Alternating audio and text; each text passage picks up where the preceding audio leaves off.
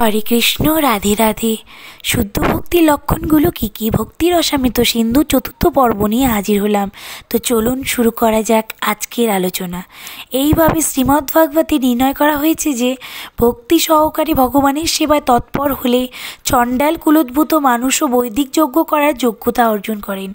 এই নির্দেশ থেকে বোঝা যায় যে চণ্ডাল কুলোদ্ভূত মানুষের সাধারণত যজ্ঞ করার অধিকার থাকে না।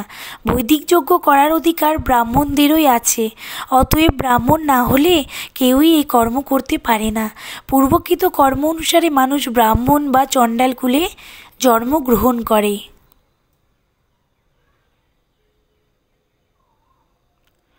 যিনি চণ্ডালকুলে জন্মগ্রহণ করেছেন তিনি অবশ্যই পূর্বজন্মে সংখ্য পাপ করেছেন, কিন্তু তিনি যদি ভক্তিমার্গ অঙ্গীকার করে হরে কৃষ্ণ মহামন্ত্র কীর্তন করেন তাহলে তিনি তৎক্ষণাৎ যজ্ঞ আদি কর্ম করার যোগ্যতা অর্জন করেন।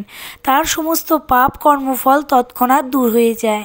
পদ্মপুরাণে বলা হয়েছে পাপ কর্মের ফল 4 রকমের হয়, যথা 1 অপারব্ধ, 2 কুটাহা, 3 বীজাহা এবং 4 ফলন্মুখা।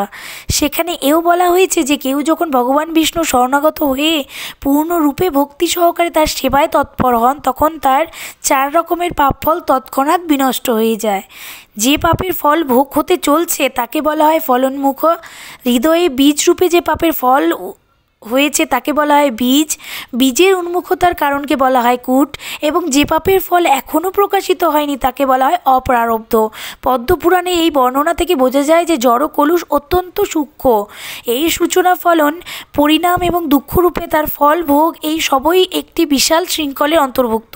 কারো যখন রোগ হয় সাধারণত সেই রোগের কারণ নির্ণয় করা খুবই কঠিন। তার শুরু কোথায় এবং কিভাবে তা বর্ধিত হচ্ছে তা বোঝা খুবই দুষ্কর, কিন্তু রোগের ক্লেশ অকস্মাৎ প্রকাশ হয় না, তার সময় লাগে। চিকিৎসার ক্ষেত্রে চিকিৎসক যেমন সাবধানতা অবলম্বন করে রোগের প্রতিকারের জন্য টিকা দেন, তেমনই সব রকমের পাপ বীজকে অঙ্কুরিত হওয়া থেকে নিরোধ করার জন্য পূর্ণরূপে কৃষ্ণ ভাবনায় কর্ম করা অত্যন্ত আবশ্যক। হরে কৃষ্ণ কৃষ্ণ কৃষ্ণ হরে হরে, হরে রাম রাম রাম হরে হরে। আমার লেখায় যদি কোনো ভুল হয়ে থাকলে সবাই ক্ষমা দৃষ্টিতে দেখবেন এবং সকলে অবশ্যই আমাকে ক্ষমা করে দিবেন।